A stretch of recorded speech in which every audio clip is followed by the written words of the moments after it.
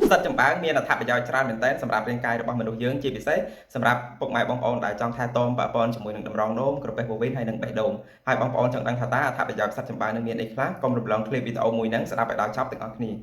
អត្ថប្រយោជន៍ទី1ពាក់ព័ន្ធជាមួយនឹងសិទ្ធិចម្បាំងនេះគឺវាជួយសាងសង់នៅប្រព័ន្ធសាច់ដុំហើយសមស្របខ្លាំងមែនទែនសម្រាប់ពុកម៉ែបងប្អូនដែលចង់គ្រប់គ្រងទម្ងន់ដោយសារនៅក្នុងសិទ្ធិចម្បាំងគឺវាមានកម្រិតខ្លាញ់ទាបមែនទែនដែលជួយថែរក្សាសុខភាពរាងកាយបងប្អូនគឺបានល្អប្រសើរហើយកុំឲ្យបងប្អូនមានការឡើងគីឡូទី2នៅក្នុងសិទ្ធិចម្បាំងគឺវាមានជាតិសូដ្យូមទាបដែលវាមិនធ្វើឲ្យមុខងារតម្រងនោមរបស់មនុស្សយើងធ្វើការងារលើសកម្រិតនោះទេវាជួយឲ្យសុខភាពតម្រងនោមបងប្អូនគឺបានល្អប្រសើរទី3នេះគឺជួយទៅដល់សុខភាពបេះដូងដោយសារនៅក្នុងសិទ្ធិចម្បាំងគឺវាសម្បូរជាតិកាកសរសៃប្រឆាំងជាមួយនឹងអុកស៊ីតកម្មហើយវាជួយកាត់បន្ថយកូឡេស្តេរ៉ុលដែលលើសនៅក្នុងរាងកាយរបស់យើងបានហើយអត្ថប្រយោជន៍ទី4នេះគឺវាជួយទៅលើក្រពះហើយនិងពោះវៀនវាជួយសម្រួលទៅដល់នឹងការរំលាយអាហារវាធ្វើឲ្យបងប្អូននឹងបាត់ជើងស្រួលហើយចំណុចទី5គឺវាជួយពង្រឹងប្រព័ន្ធភាពស៊ាំរបស់មនុស្សយើងឲ្យរឹងមាំហើយទី6ចុងក្រោយនេះគឺវាជួយតាក់ទងជាមួយនឹងការគ្រប់គ្រងកម្រិតជាតិស្ករនៅក្នុងឈាមជាពិសេសសម្រាប់ពុកម៉ែបងប្អូនដែលកំពុងតែមានបញ្ហាជំងឺទឹកនោមផ្អែមសម្រាប់បងប្អូនទាំងអស់គ្នាណាខ្លះដែលចូលចិត្តញ៉ាំសត្វចម្បាំងនេះកុំភ្លេចចូលខមមិននៅក្នុងវីដេអូហ្នឹងហើយជួយ share ចែករំលែកវីដេអូនេះម្នាក់មួយផង